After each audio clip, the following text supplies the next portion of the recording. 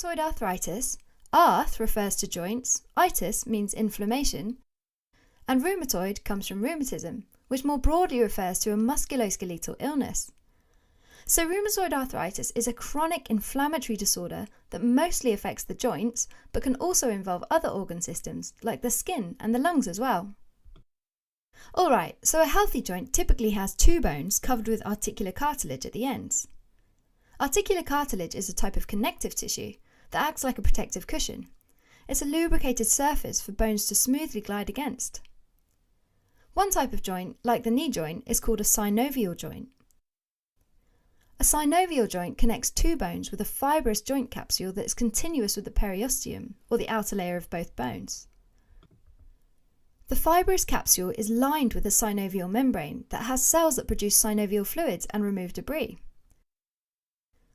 The synovial fluid is normally a viscous fluid like a jelly part of a chicken egg, and it helps to lubricate the joint.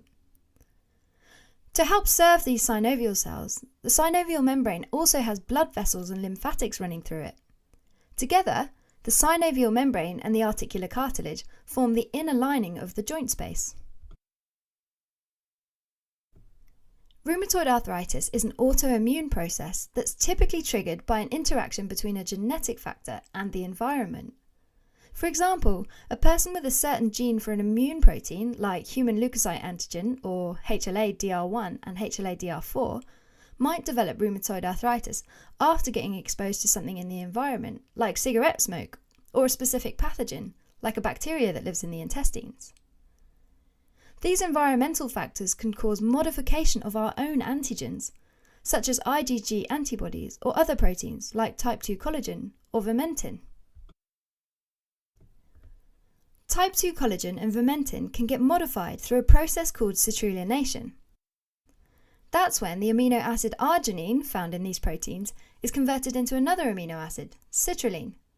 Meanwhile, due to the susceptibility genes, HLA-DR1 and HLA-DR4, immune cells are sometimes not clever enough, so they get confused by these changes and they no longer recognise these proteins as self-antigens.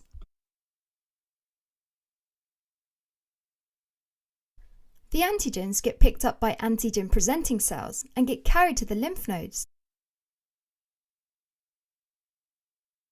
to activate CD4 T helper cells. T helper cells stimulate the nearby B cells to start proliferating and differentiate into plasma cells, which produce specific autoantibodies against these self-antigens. In rheumatoid arthritis, T helper cells and antibodies enter the circulation and reach the joints. Once there, T cells secrete cytokines like interferon gamma and interleukin-17 to recruit more inflammatory cells like macrophages into the joint space. Macrophages will also produce inflammatory cytokines like tumour necrosis factor or TNF-alpha, interleukin-1 and interleukin-6, which together with the T cell cytokines stimulate synovial cells to proliferate. The increase in synovial cells and immune cells creates a pannus, which is a thick, swollen synovial membrane with granulation or scar tissue made up of fibroblasts, myofibroblasts, and inflammatory cells. Over time, the pannus can damage the cartilage and other soft tissues, and also erode bone. Activated synovial cells also secrete proteases, which break down the proteins in the articular cartilage. And without the protective cartilage, the underlying bones are exposed and can directly rub against each other. In addition, inflammatory cytokines increase a protein on the surface of T cells known as RANK-L, or receptor activator of nuclear factor kappa B ligand. RANK-L allows T cells to bind RANK, a protein on the surface of osteoclasts, to get them to start breaking down bone. Meanwhile, antibodies also enter the joint space. One antibody is called rheumatoid factor, or RF, which is an IgM antibody that targets the constant Fc domain of altered IgG antibodies. Another antibody is anticyclic citrullinated peptide antibody, or CCP, which targets citrullinated proteins. When these antibodies bind to their targets, they form immune complexes which accumulate in the synovial fluid. There, they activate the complement system, a family of 9 small proteins that work in an enzymatic cascade to promote joint inflammation and injury. Finally, the chronic inflammation causes angiogenesis, or the formation of new blood vessels around the joint, which allows even more inflammatory cells to arrive. As the disease progresses, multiple joints on both sides of the body get inflamed and gradually destroyed.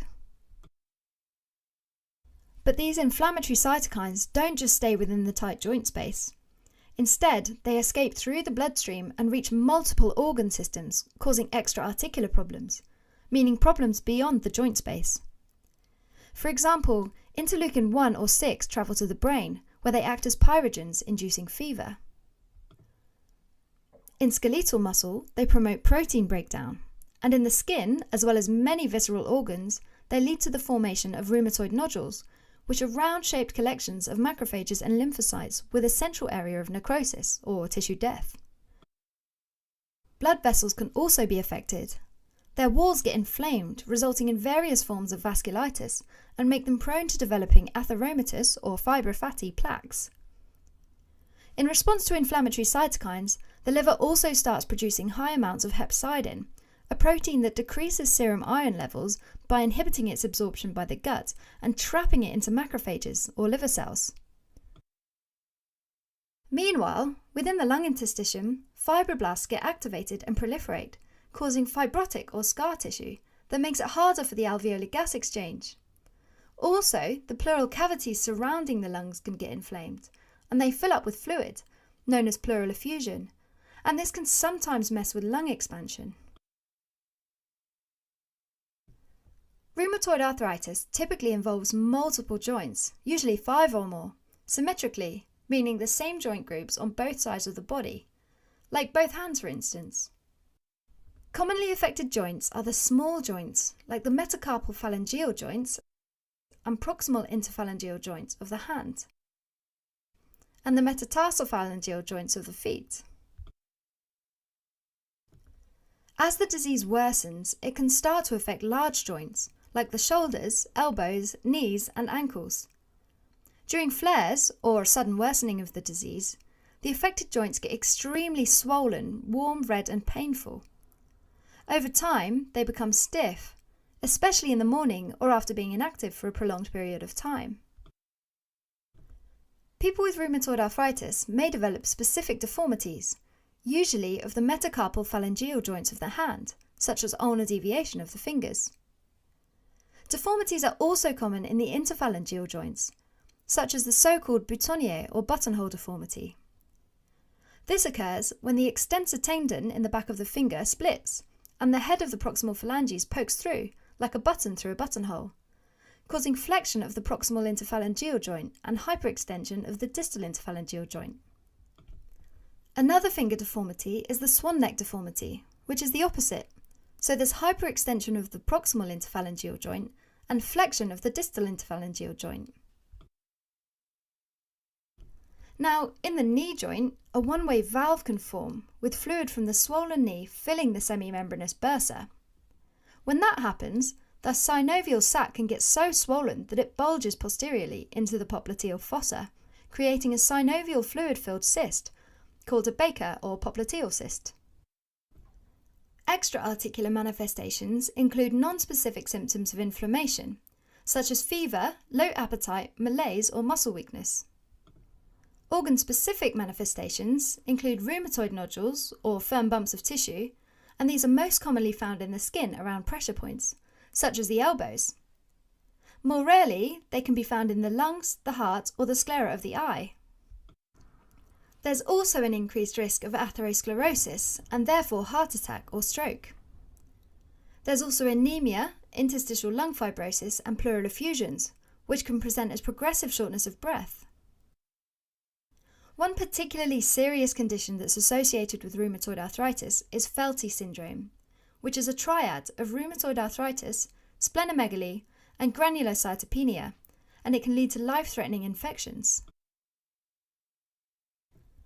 Diagnosis of rheumatoid arthritis usually involves confirmatory blood tests, like looking for the presence of rheumatoid factor and anti-citrullinated peptide antibody.